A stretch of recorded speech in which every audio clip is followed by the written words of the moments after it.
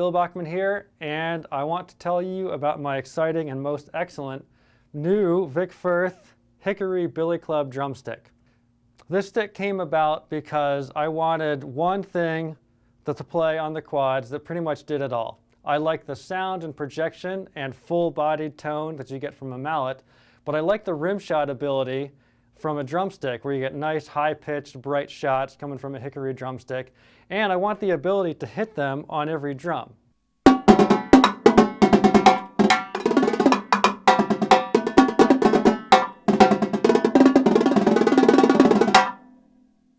The stick is, I think, is actually the fattest, biggest diameter drumstick in the whole Vic Firth catalog when you look at the overall thickness of it.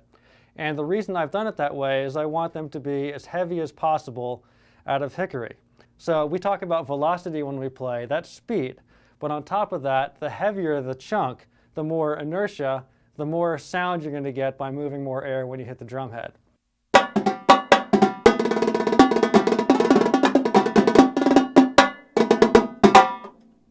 The shaft of the stick tapers down a little bit, but is designed to still keep a lot of weight up front.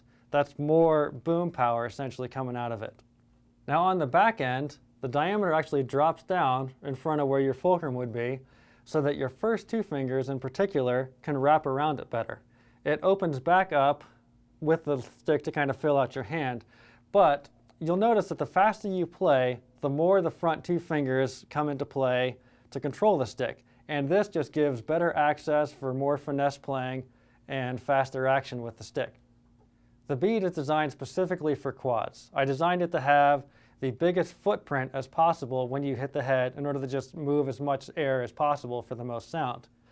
It gets a really big footprint when you're playing on the flatter side and the same exact footprint when you're up here. So as you cross over and both sticks are playing at different angles, you get the same footprint and the same sound out of the drum head.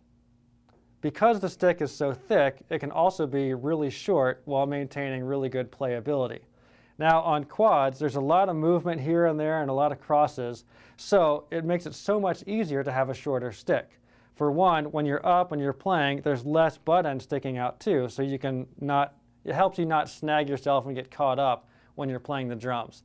And the fact that it's shorter means you don't have to have your drums so far away from you in order to just pick up and be in the playing area.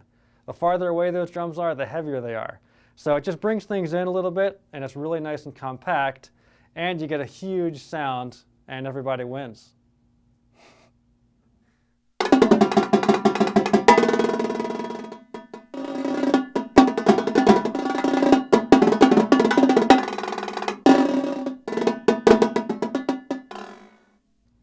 I love a good rim shot coming from a hickory stick.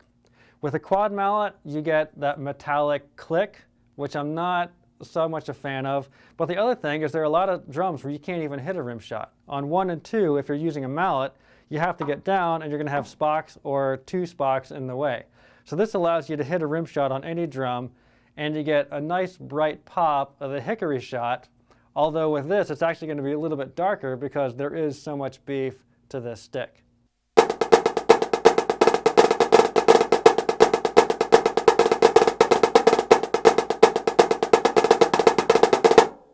From a snare line, I like to hear a big, full, beefy sound. I know a lot of times people will walk up to a drum line and it's sort of a real thin slice of a sound, and it's like, they're not really playing, they're lacking something. And so that's another spot where the Billy Club just adds fullness inherently because of the inertia to go with it. So here's a typical snare stick. Okay, good to go. But what about this? Suddenly it's like, oh, hold on, there's a little more something to that. So it really says a lot for the quality of sound, where people don't mistake that you have a light, maybe a lack of power or chops coming from the snare line.